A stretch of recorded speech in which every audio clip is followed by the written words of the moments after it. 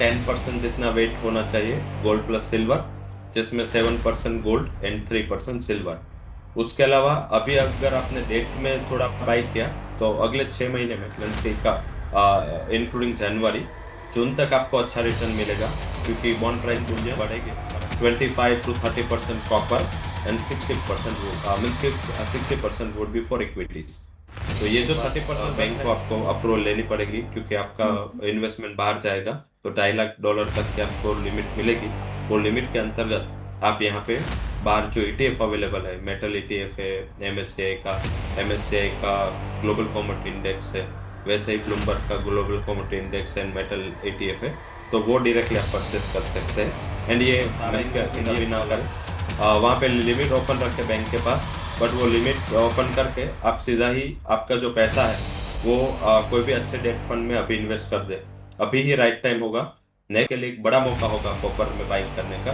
Overall trend bullish है, और ये 1 साल का नहीं है, ये अगले 4 से 5 साल तक ये ट्रेंड बुलिश रह सकता है, जिसका फायदा आप ले सकते कॉपर में बाइंग तो कर ले, लेकिन सबसे अहम सवाल कैसे करें। रिटेल इन्वेस्टर्स को रवि बताइए, गोल्ड के तो पता है सबको, फिजिकल फॉर्म में ले सकते हैं, ईटीएफ ले सकते हैं, सिल्वर का भी सेम। बट कॉपर जो है इंडिया में इतना पॉपुलर नहीं है। किस फॉर्म में कॉपर को खरीदे, फिजिकल या फिर ईटीएफ, तो आई डोंट थिंक सो कि है, या फिर शेयर फॉर्म में। तो जरा प्लीज हमारे दर्शकों को समझाइए किस फॉर्म में कॉपर को अपने पोर्टफोलियो में इंक्लूड करें। Hi everyone, welcome to the channel. आज मेरे साथ हैं Ravi Deora, he is the commodity expert. Copper पर बात करने के लिए और साथ ही कमोडिटीज में आप कैसे इन्वेस्ट कर सकते हैं। हाय रवि, दोबारा आपसे मुलाकात हो रही है वर्चुअली। बहुत बहुत स्वागत है आपका शो पर।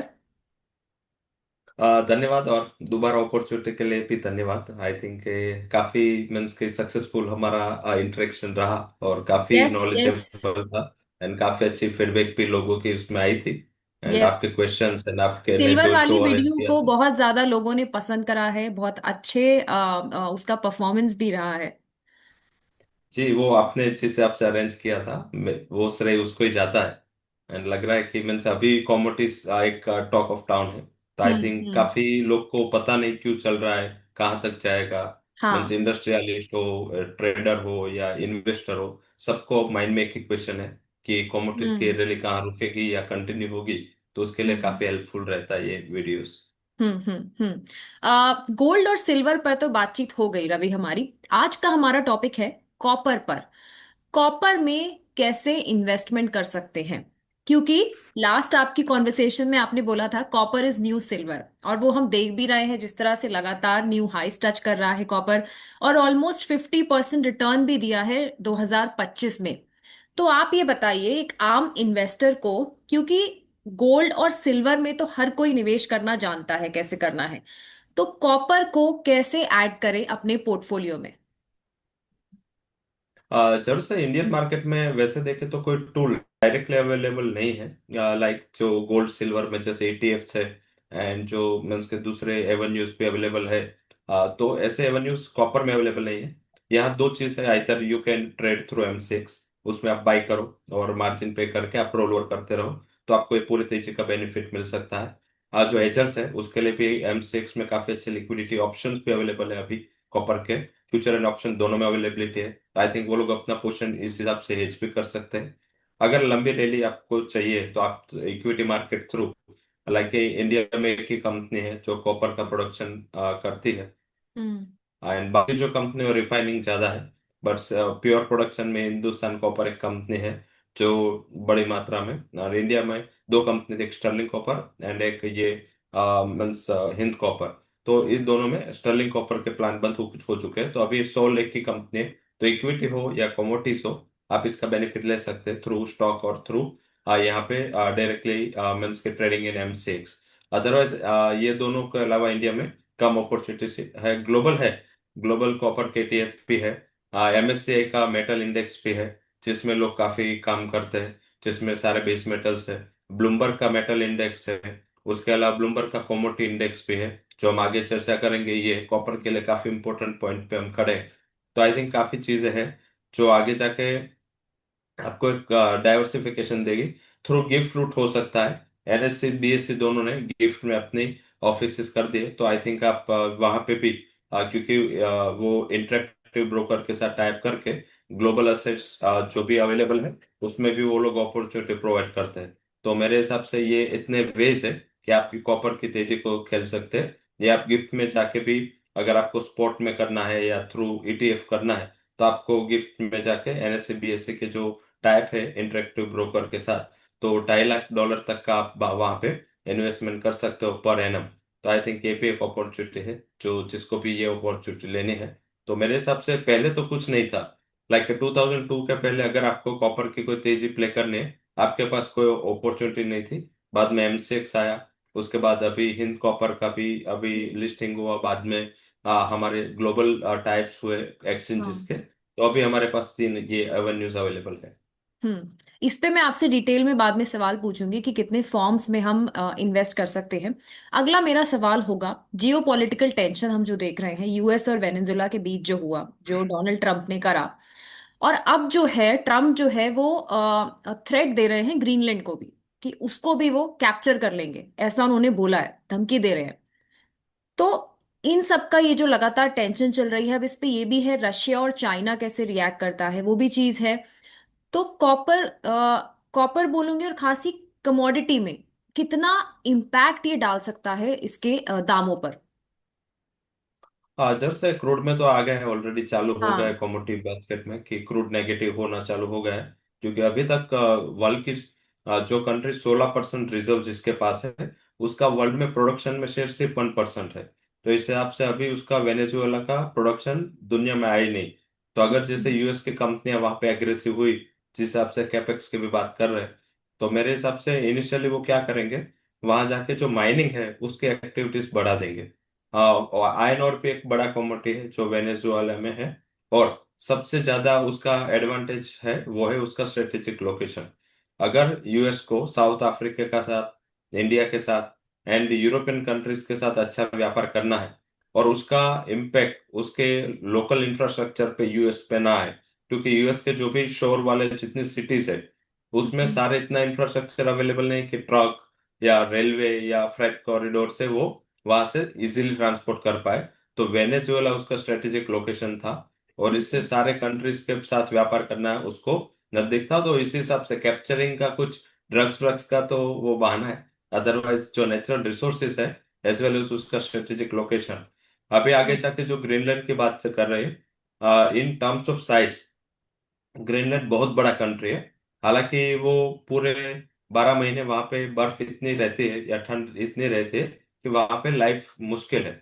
हालांकि हाँ, ग्रीनलैंड वर्ल्ड का सबसे सबसे बड़ा बड़ा है। नेचुरल हाँ। रिसोर्सेज वाला कंट्री है जो अनटेप्ड है।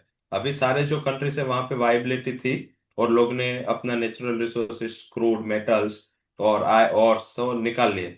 बट यहाँ पे, क्योंकि यहाँ पे इतनी सर्दी रहती है, तो यूएस के पास वो टेक्नोलॉजी है। तो यूएस हम्म। ग्रीनलैंड में भी इसी हिसाब से जा रहा है कि उसको वहां पे रिसोर्सेज चाहिए। तो मेरे हिसाब से वो खरीद करने की बात कर रहा है। अब कंट्री को कितने प्राइस पे खरीदे, भाई बेसिक वही क्वेश्चन होगा। आई थिंक इसमें भी टैपिंग ही होगा, ओवरनाइट ही न्यूज आएगी। बट ये जो जियोग्राफिकल एक्सपांशन की नीति है वो मेरे हिसाब से चाइना को काफी सपोर्ट करेगी। चाइना भी चाहता है कि ताइवान को इन्वेट करे, उसके आसपास के छोटे कंट्री से जो साउथ चाइना सी में है उसको वो इन्वेट करे। तो वो भी अपने ऑब्जेक्टिव फुलफिल करेगा। इससे जियोपॉलिटिकल रिस्क बढ़ेगा, और इसका सपोर्ट सोने चांदी को मिलेगा। क्रूड को आई थिंक ओवर सप्लाई है तो इतना ज्यादा इसको फर्क नहीं पड़ता, और यहाँ पे कोई भी गल्फ नेशन नहीं है बीच में। तो हम्म। मेरे हिसाब से जो ज्यादा फर्क पड़ेगा वो गोल्ड सिल्वर को पड़ेगा, पॉजिटिव साइड, क्योंकि सेफ हेवन डिमांड पे रहेगी। और सप्लाई इंटरप्शन की वजह से मेटल में भी आपको यहाँ पे सपोर्ट आता हुआ दिखेगा। तो वेनेजुएला एंड यूएस का जो कंसर्न है एक बिगिनिंग है। इससे क्या होगा कि इससे रशिया एंड यूक्रेन का जो वॉर समाप्त होने की मार्केट को ऐसे लग रही थी कि अभी खत्म होगा, अब खत्म नहीं होगा। क्योंकि हाँ। वेनेजुएला ये ओरिजिनली रशिया के कंट्रोल में था, और अभी रशिया के कंट्रोल में नहीं रहा, तो रशिया भी काफी नाराज है। हाँ। चाइना भी काफी नाराज है, क्योंकि चाइना 80% वेनेजुएलन क्रूड है वो चाइना जाता था। तो चाइना को भी प्रॉब्लम है, क्योंकि बड़े डिस्काउंट से क्रूड आता था। तो हम्म। मेरे हिसाब से हम्म। ये थोड़े जियोपॉलिटिकल कंसर्न की ओर जा रहा है, जिससे शायद इंडस्ट्रियल मेटल्स को इतना सपोर्ट ना मिले। बट आगे जाके बुलियन को एक सपोर्ट मिल सकता है। एक और फैक्टर है जो आगे आउटलुक में हम बात करेंगे, बट मेरे हिसाब से ये क्राइसिस काफी इंपॉर्टेंट है। और आगे जाके ये क्राइसिस ग्लोबल जो स्ट्रेटेजिक पिक्चर है उसको चेंज करने की कैपेबिलिटी रखता है। बिल्कुल रवि, बिल्कुल सही बोला आपने। और ग्लोबली जो है अभी माहौल हर तरफ से बहुत तनाव भरा है। गोल्ड और सिल्वर को तो फायदा मिलेगा ही। कॉपर भी हम देखें, अच्छा रिकॉर्ड हाई कॉपर ने बनाया है। अगर जो लॉन्ग टर्म इन्वेस्टर है, अगर आने वाले 5-10 साल में मान लीजिए हम बात करें, तो कितना कॉपर के प्राइस हम एक्सपेक्ट कर सकते हैं? जरूर से विजिबिलिटी है। आई थिंक 5 साल के लिए भी है, एज वेल एज देखे तो आई थिंक शॉर्ट टर्म के लिए भी है। 5 साल की बात करें तो जो सबसे ज्यादा फैक्टर अच्छा मान रहा हूँ वो है डेटा सेंटर में जो इन्वेस्टमेंट हो रहा है ग्लोबली, वो सबसे बड़ा फैक्टर है। अभी यही साल में ग्लोबली जो अभी इन्वेस्टमेंट का कैपेक्स करने की बात हुई है, उस हिसाब से ग्लोबल जो कंपनियां हैं जो डेटा सेंटर में इन्वेस्टमेंट करने वाले हैं, इस साल की कैपेक्स है $60 बिलियन। मीन्स की डेटा सेंटर में सबसे ज्यादा और सबसे बड़ा इनपुट कॉपर है, और इसमें $60 बिलियन यही साल इन्वेस्ट हो गए। और मार्केट का ऐसा एक्सपेक्टेशन है कि आगे जाके इंडस्ट्री $1 ट्रिलियन से ज्यादा का कैपेक्स उसको रिक्वायर है। तो अगर कैपेक्स बढ़ता जाएगा तो मेरे हिसाब से काफी बड़ा इन्वेस्टमेंट फ्लो ये सेक्टर पे आएगा, और जिसका डायरेक्टली उसको पॉजिटिव इम्पैक्ट होगा। सेकंड, कि ये साल की जब शुरुआत हुई थी कैलेंडर ईयर 2025, तब कॉपर में 1,25,000 टन का एक सरप्लस की बात हुई थी। जो इंटरनेशनल कॉपर का एसोसिएशन, उसने एक रिपोर्ट निकाली थी कि इस साल 1,25,000 टन का सरप्लस होगा। बट अंत होते होते यहाँ पे 8 to 10 लाख का डेफिसिट हो गया, और वो डेफिसिट अगले साल में और बढ़ेगी, क्योंकि अक्रॉस द ग्लोब दो बड़ी कंपनी फ्रीपोर्ट जो है वो, और सेकंड मीन्स के इंडोनेशिया का एक ग्रुप है, दोनों कंपनी के एक जॉइंट वेंचर में कॉपर की एक बड़ी माइन है। तो उसमें काफी डिस्टरबेंस आ गए, तो इस हिसाब से उसका जो प्रोडक्शन है वो नीचे आ गया। चिली की जो कंपनी है उसका प्रोडक्शन इस साल 30% कट होने की उम्मीद है। तो इस हिसाब से टोटल चिली का कंट्री का जो प्रोडक्शन है वो इस साल 8% गिरेगा 26 में। तो इस हिसाब से प्रोडक्शन लो हो रहा है, सामने डिमांड बढ़ रहे है, तो ये डेफिसिट के हिसाब से करंट मुझे लग रहा है कि ये जो कैलेंडर ईयर है उसमें इंटरनेशनल मार्केट में जो डॉलर टर्म्स में एलएमई में प्राइस चलता है पर टन, वो मुझे लग रहा है कि एक बार 15,000 तक के लेवल तक आ सकता है। 12,500 600 के ऊपर आज चल रहे हैं, और लास्ट हमारा शो हुआ था तब तो इससे काफी नीचे थे। तो आई थिंक काफी रनअप आया है और रनअप की उम्मीद है। एंड ओवरऑल मुझे लग रहा है कि अगर 5 साल की बात करें तो $21,000 पर टन ये प्राइस इजीली अचीव हो सकता है। मीन्स के वैसे परसेंटेज में हमें कम लगेंगे, बट कॉपर में 5-6 साल में ही एक बार रैली आती है, जो रैली आपको 6-5-6 साल तक उसकी साइकिल में वो पॉजिटिव रहता है। तो मुझे लग रहा है कि बाद में क्या होगा कि 15-16 हजार के बाद पहुंचने में थोड़ी वॉलेटिलिटी चालू होगी रिस्क रिवॉर्ड की वजह से। हम्म। बट ओवरऑल ट्रेंड अप है 5 साल में 21,000। एलएमई टर्म्स में बात करी हमने, वो बात करते हैं हम सीएमई में। सीएमई में ये $8 तक प्राइस पहुंच सकती है, और एमसीएक्स में इस साल का जो टारगेट है वो 1,500 का है। एंड ऑल ओवर मुझे लग रहा है कि 2,200 तक के लेवल आपको 5 साल में यहाँ पे उम्मीद करनी चाहिए। तो इंडस्ट्री के लिए ध्यान रखना है, थोड़ा हेजिंग पर्सपेक्टिव से फोकस रखें। एंड प्राइजेस में जो नॉर्थवर्ड डायरेक्शन में मूवमेंट है उसमें फंसे नहीं, काफी लोग हैं जो लोग शॉर्ट करते जा रहे हैं। बट मेरे क्लियर इसमें इंडिकेशन है कि ये कमोडिटी क्लियर पॉजिटिव ट्रेंड में है। शॉर्ट से बचे और लॉन्ग साइड की हेजिंग चालू रखें। जी रवि, जियोपॉलिटिकल फैक्टर्स की भी बात हो गई, आपने डिमांड की भी बात करी। डिमांड ज्यादा है बट सप्लाई कम है। इसके अलावा और कौन से वो बाहरी फैक्टर्स हो सकते हैं जो कॉपर के प्राइसेस को इम्पैक्ट करेंगे आने वाले टाइम में? सबसे डिमांड एंड सप्लाई के अलावा सबसे पहला फैक्टर है वो है mid near term factor. Means के 9 तारीख से लेके 15 तारीख तक ब्लूमबर्ग कमोडिटी का इंडेक्स है। ब्लूमबर्ग कमोडिटी इंडेक्स है, उसमें एक रिबैलेंसिंग होने वाला है। ये हम्म। रिबैलेंसिंग क्या है? जैसे हमारे यहाँ पे रिसेंटली निफ्टी मीन्स के sectoral indices bank Nifty and fin Nifty में जैसे सेबी ने हाईलाइट किया कि एक बैंक का वेटेज 15% से ज्यादा नहीं होना चाहिए, और एक मीन्स के उसमें टॉप 3 बैंक का वेटेज बैंक निफ्टी में 45 के ऊपर नहीं होना चाहिए। ऐसे ही सी ये ब्लूमबर्ग जो कॉमोडिटी इंडेक्स है इसमें रूल है कि एक कमोडिटी का वेटेज 15% से ज्यादा नहीं होना चाहिए, और एक ग्रुप का वेटेज 33% से ज्यादा नहीं होना चाहिए। तो इस हम्म। हिसाब से गोल्ड एंड सिल्वर जो दोनों कमोडिटीज है वो दोनों कमोडिटी का कंबाइंड वेटेज उसके मीन्स के 15% से बियॉन्ड चल रहा है, 19% तक गोल्ड चला गया है। सिमिलर वे में सिल्वर भी ऊपर है, और दोनों का कंबाइंड वेटेज भी 33% के ऊपर है। तो वहां पे एक बड़ा आउटफ्लो होगा, वो होगा आई थिंक अराउंड 70,000 करोड़ का। तो एक बड़ा आउटफ्लो वहां पे जा रहा है। और ये जो बड़ा आउटफ्लो है, उसके सामने बेनिफिट किसको मिलेगा? उसके सामने बेनिफिट मिलेगा एनर्जी एंड मेटल कॉम्प्लेक्स को। और मेटल में सबसे ज्यादा प्रबल दावेदार है वो है कॉपर। कॉपर में थोड़ा इनफ्लो आएगा, थोड़ा इनफ्लो एल्यूमिनियम मीन्स जिंक में आएगा, एल्यूमिनियम में थोड़ा आउटफ्लो है। तो इस हिसाब से ये बड़ा इंडेक्स रिस्ट्रक्चर हो रहा है, और वर्ल्ड में सबसे ज्यादा लिक्विड इंडेक्स है वो। और आगे जाके वैसे ये सेम है एमएससीआई में भी, ये रिबैलेंसिंग होगा। तो ये साल में एक ही बार रिबैलेंस होता है। हम्म। आज मीन्स के ये वीक में, नेक्स्ट वीक में रिबैलेंस होगा।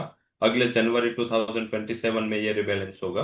तो इस हिसाब से मुझे लग रहा है कि एक बड़ा इन्वेस्टमेंट का फ्लो आपको कॉपर के ओर आता हुआ दिखेगा, जो एक बड़ा ट्रिगर हो सकता है शॉर्ट टर्म के लिए।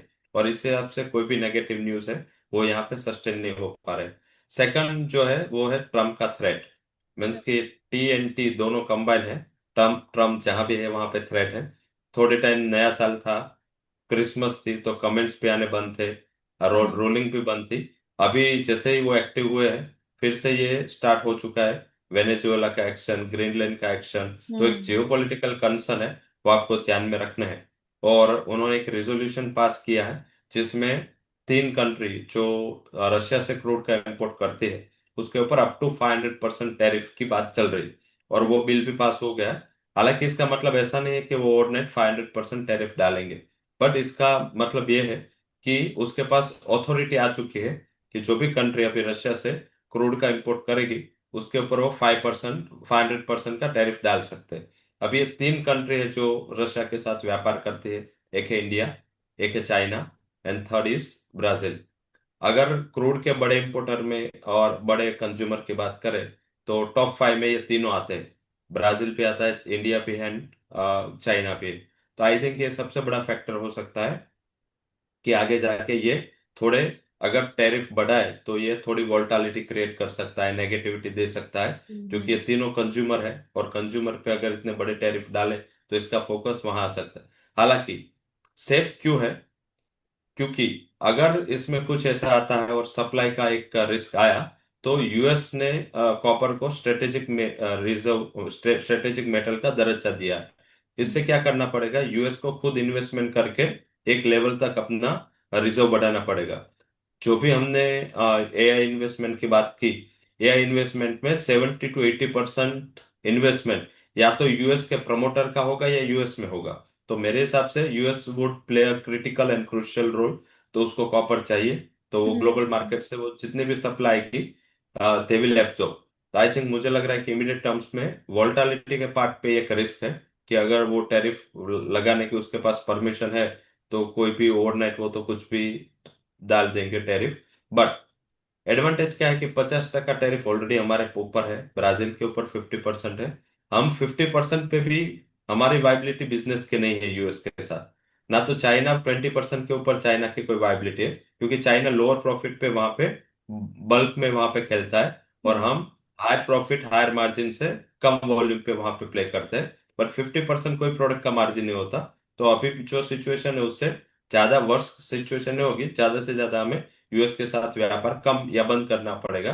बट इंटरनल जो दूसरे कंट्रीज के साथ हमने एफटीए साइन किए, चाइना पे एग्रेसिवली यूरोप के साथ एफटीए साइन कर रहा है, तो ये सारे फैक्टर के हिसाब से मुझे लग रहा है कि इमीडिएट टर्म्स में कोई भी वोलेटिलिटी मिले या कुछ भी ऊपर नीचे प्राइस हो, तो आपके लिए एक बड़ा मौका होगा कॉपर में बाइंग करने का। ओवरऑल ट्रेंड बुलिश है, और ये एक साल का नहीं है, ये अगले 4 से 5 साल तक ये ट्रेंड बुलिश रह सकता है, जिसका फायदा आप ले सकते हैं। कॉपर में बाइंग तो कर ले, लेकिन सबसे अहम सवाल कैसे करें? रिटेल इन्वेस्टर्स को रवि बताइए, गोल्ड के तो पता है सबको, फिजिकल फॉर्म में ले सकते हैं, ईटीएफ्स ले सकते हैं, सिल्वर का भी सेम। बट कॉपर जो है इंडिया में इतना पॉपुलर नहीं है। किस फॉर्म में कॉपर को खरीदे? फिजिकल या फिर ईटीएफ तो आई आई डोंट थिंक सो कि है। या फिर शेयर फॉर्म में? तो जरा प्लीज हमारे दर्शकों को समझाइए किस फॉर्म में कॉपर को अपने पोर्टफोलियो में इंक्लूड करें। जरूर से कॉपर में ऑप्शंस बहुत कम अवेलेबल हैं हमारे पास। एंड पर्टिकुलर जैसे हमने आगे बात की कि हमारे पास तीन ऑप्शन है।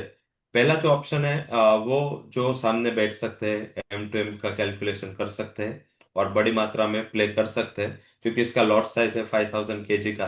तो डिलीवरी तो पॉसिबल ही नहीं है। कोई भी जो छोटा इन्वेस्टर है वो 5000 kg की 5 टन की डिलीवरी रखे, उसके लिए गोडाउन चाहिए, बड़ा वो चाहिए। उसके सामने जैसे जितने टाइम ज्यादा रखोगे उसकी क्वालिटी में चेंजेस हो गए, तो हम्म। हिसाब से वो पॉसिबिलिटीज नहीं है। हम्म। ट्रेडिंग पर्सपेक्टिव से और प्राइस पर्सपेक्टिव से आप MCX में जा सकते हैं। इसमें मार्जिन भी कम है, 11-12% का मार्जिन आपको प्ले करना है, पे करना है, और उसके सामने आप यहाँ पे रख सकते हैं। जो छोटे इन्वेस्टर है वो लोग ऑप्शन से भी जा सकते हैं। ऑप्शन लिक्विड हो चुके हैं अभी, हाँ। And call option put option है। जैसे आप अगर इक्विटी में करते हो, सिमिलर स्ट्रक्चर में आप MCX पे ऑप्शंस कर सकते हैं। तो अगर आपको ऐसा लगे कि तेजी यहाँ पे बन रही है और ज्यादा है या कुछ गिरावट आती है, तो आप या तो पुट राइट कर लो या कॉल बाय कर लो। तो आई थिंक ये आपके लिए एक अच्छा ऑप्शन होगा।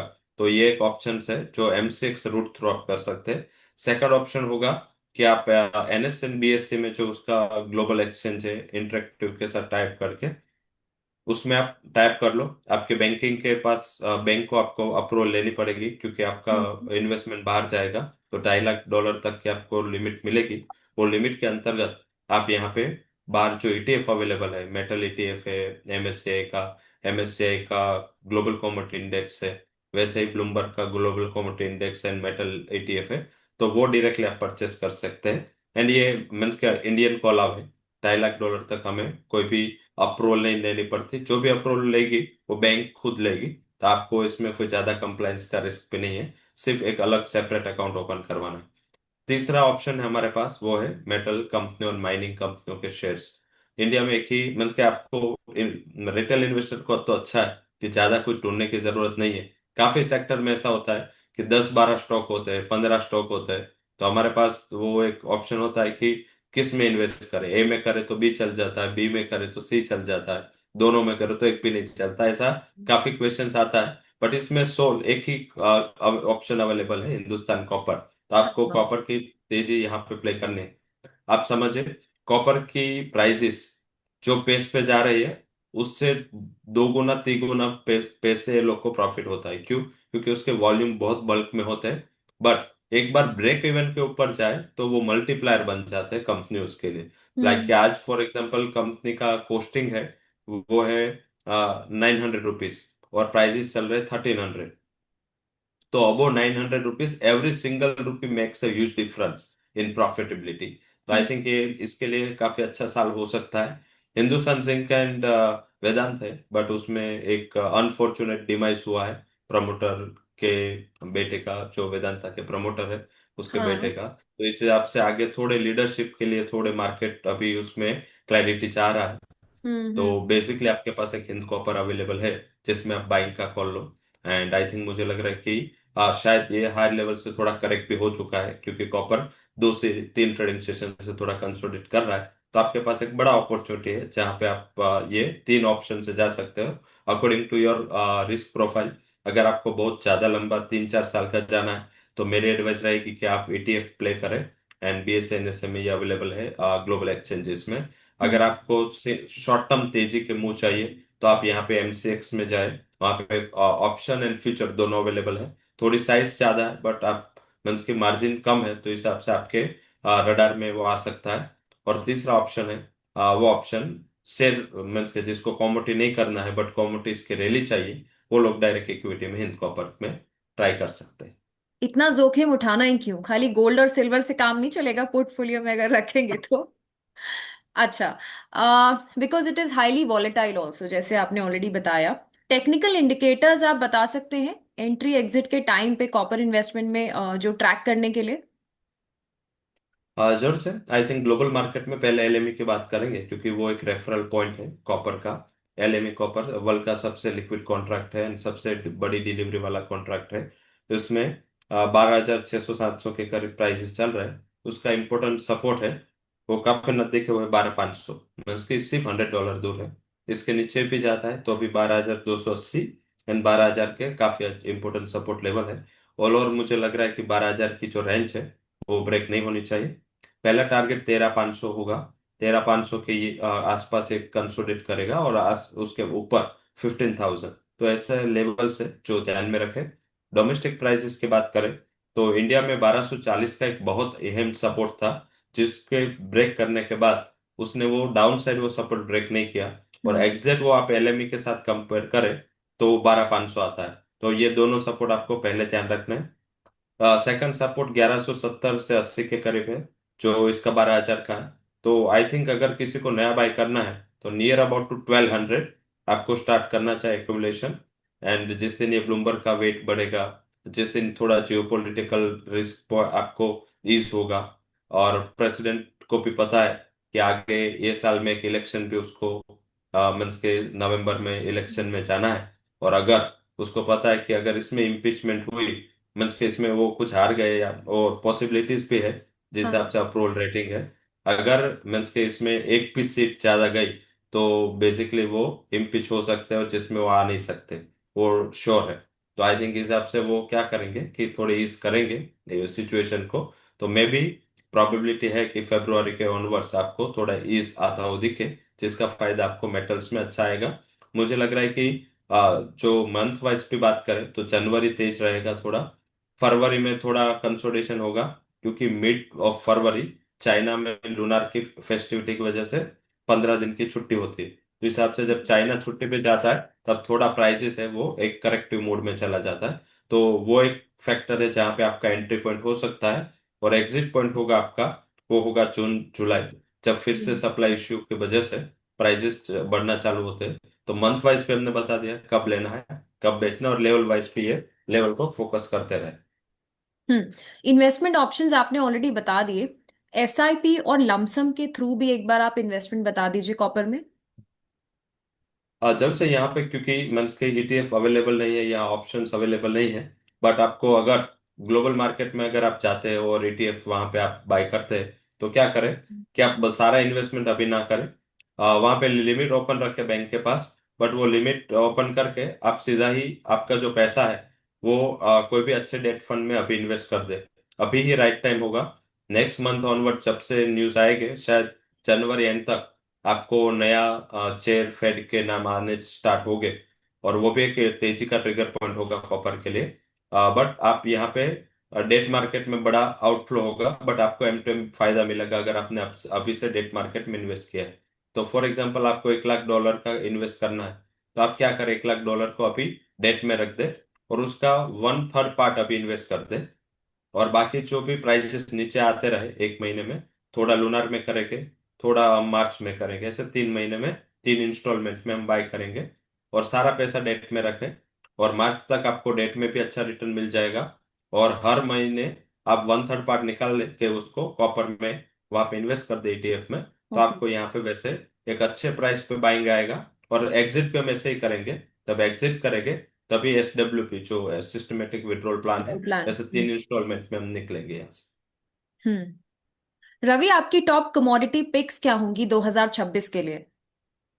हाँ, इसमें मैंने दो हाफ में मिल्स के रखा है पूरे ईयर को। पहले हाफ में मुझे लग रहा है कि कॉपर अच्छा प्ले हो सकता है। जो भी रेशनल की हमने बात की, तो मार्केट काफी स्मार्ट है। तो जो भी आने वाली मुसीबतें हैं सप्लाई को लेकर, उसका आपको अभी रिसेंट टर्म्स में फायदा मिलेगा। एंड पहले 6 महीने कॉपर अच्छा चलेगा। एंड अगर एक लेवल पे पहुंच जाए उसके बाद मुझे लग रहा है कि सेकंड फॉलो बाइंग आपको दूसरे मेटल्स में आता दिखेगा, जिसमें एल्यूमिनियम भी एक अच्छा प्ले हो सकता है। एल्यूमिनियम में क्यों अच्छा प्ले है, क्योंकि एक तो कॉपर के रनअप का फायदा है, और जो थियोरी बैटरीज की जो सिल्वर में चल रही है, सिमिलर वे में एक बैटरी की थियरी एल्यूमिनियम में भी चल रही है। तो मेरे हिसाब से एल्यूमिनियम पे एसेंशियल कमोडिटीज एक्ट में ही है, वो भी यूएस के 3 मेटल्स है। इसमें कॉपर है, सिल्वर है एंड एल्यूमिनियम। तो एल्यूमिनियम भी नेक्स्ट ईयर से मीन्स के यूएस बाय करना स्टार्ट करेगा। और अभी क्या है, एल्यूमिनियम ओवर सप्लाई वाली कमोडिटी है, तो अभी इसमें तेजी इतनी सस्टेन नहीं होगी। बट चाइना का मार्च एंड अप्रैल तक का जो प्रोडक्शन है उसमें सिग्निफिकेंट गिरावट होगी, क्योंकि वो विंटर में अपना प्रोडक्शन वैसे भी कम रखता है। और इस हिसाब से यहाँ पे ईज होगी, और बैलेंस शीट जो अभी काफी लाइट है वो टाइट होगी। तो इस हिसाब से फिर से सप्लाई के कंसर्न आपको सेकंड हाफ में देखने को मिलेंगे। तो वहां भी मुझे लग रहा है कि इस टाइम 340 350 तक के लेवल अचीवेबल है। तो आप फर्स्ट हाफ में कॉपर में रखें, and second half aluminium, but दोनों बेस मेटल हो। हम्म। हम्म। चलिए, आखिरी सवाल होगा इस पॉडकास्ट का रवि। इन्वेस्टर्स को बता दीजिए अपना पोर्टफोलियो कमोडिटीज में कैसे डाइवर्सिफाई करें 2026 में, और साथ ही क्या स्ट्रैटेजी, क्या एडवाइस आप देना चाहेंगे उनको। हाँ, जरूर से डाइवर्सिफिकेशन का मतलब सिल्वर ने हमने अच्छी तरह समझा दिया लास्ट ईयर। जिसने भी सिल्वर या गोल्ड रखा था, उसके पोर्टफोलियोज ने काफी 100% का दोनों का कंबाइन गेन है। तो वो मिला। इक्विटीज में हम ब्लेम करते रहते हैं, क्योंकि मीन्स के ग्लोबली देखो आप, ग्लोबली जो फंड मैनेजर पैसा बना रहे एंड इंडिया में नहीं बन रहा है मीन्स के काफी इन्वेस्टर का, उसका एक ही रीजन है। क्योंकि हम क्या करते हैं कि इक्विटी करते हैं तो सिर्फ इक्विटी ही करते हैं, हाँ। कॉमोडिटीज देखते नहीं, कॉमोडिटीज वाले इक्विटी नहीं देखते। तो उसमें कोई ऐसा है नहीं कि मीन्स कोई ऐसा रेगुलेशन है आप इक्विटी करो तो कॉमोडिटी नहीं कर सकते। तो हाँ। सारे एसेट क्लास में आपका पोर्टफोलियो वेल बैलेंस होना चाहिए। हम्म। काफी लोग का अभी इतने 170% प्राइस एप्रिसिएशन हुआ है सिल्वर का, अभी लोग पोर्टफोलियो में ले रहे हैं। तो इतना भी ज्यादा वेट उसको ना करे। मेरे हिसाब से नेक्स्ट ईयर जो मीन्स के करंट ईयर था जो गया, FY 25, वो ईयर रिटर्न का ईयर था कमोडिटीज के लिए और हम्म। इक्विटीज के लिए भी। सिर्फ इंडिया ने चला है। उसका रीजन क्या था कि इंडिया में बेसिकली जो ट्रम्प के टैरिफ 50% डाले, प्लस गवर्नमेंट ने काफी रिफॉर्म्स लिए, हाँ। डायरेक्ट टैक्सेशन, इनडायरेक्ट टैक्सेशन, हिसाब से रुपये वीक हुआ और हमें इतना इक्विटी में इन्वेस्टमेंट में फायदा नहीं मिला। But next year would be a year of India. मुझे लग रहा है कि अभी जिस हिसाब से नेगेटिव्स हम पचा चुके हैं, शायद इमर्जिंग बास्केट में कोरिया है, वो सेकंड हाफ में, ये current financial year calendar year के सेकंड हाफ में कोरिया डेवलप इकोनॉमिक इंडेक्स में जाएगा। अभी वो हमारे साथ compete कर रहा है इमर्जिंग में। तो वो 70-80% चला है ऑलरेडी। तो वो जाएगा। तो 4 to 5% का एक MSCI का बड़ा का फ्लो इंडिया में आएगा। तो मुझे लग रहा है कि जिसने भी कमोडिटीज में अभी वेट रखा है वो रिड्यूस करो, पर्टिकुलर गोल्ड सिल्वर में। गोल्ड अभी भी मीन्स के थोड़ा रख सकते हैं। तो वेट वाइज बात करें तो आपका अराउंड 10% जितना वेट होना चाहिए गोल्ड प्लस सिल्वर, जिसमें 7% गोल्ड एंड 3% सिल्वर। उसके अलावा अभी अगर आपने डेट में थोड़ा बाई किया तो अगले 6 महीने में मीन्स के का इंक्लूडिंग जनवरी जून तक आपको अच्छा रिटर्न मिलेगा, क्योंकि बॉन्ड प्राइसेस बढ़ेंगे करंट के तो इस हिसाब से। क्योंकि अगर नेक्स्ट टाइम बॉन्ड यील्ड नीचे आती है तो bond price automatically glow up जाता है, जिसका फायदा M to M bond seller को मिलता है। तो अगर बॉन्ड अभी परचेस किए तो आपको ये फायदा भी मिलेगा। तो आप 30% तक अभी बॉन्ड में इन्वेस्टेड रहिए और बाकी जो है वो इक्विटीज रहिए। मुझे लग रहा है कि इक्विटीज के लिए स्टॉक स्पेसिफिक और अच्छे अपॉर्चुनिटीज आपको CY 26 प्रोवाइड करेगा। तो ये आपका पोर्टफोलियो का स्ट्रक्चर मोटा मोटी होना चाहिए।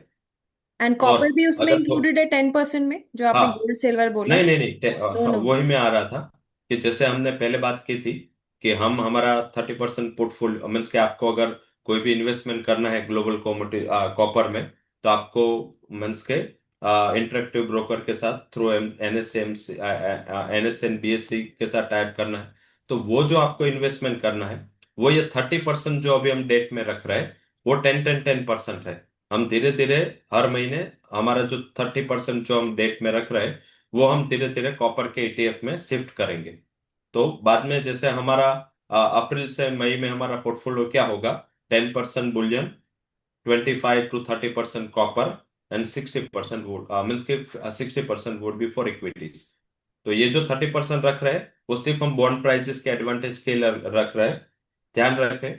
मुझे लग रहा है कि जहां तक मेरी समझ है, अगले 3 साल में डेट मार्केट में ये आखिरी 6 महीने हैं जहां पे आपको इन्वेस्ट करके कोई रिटर्न मिलेगा।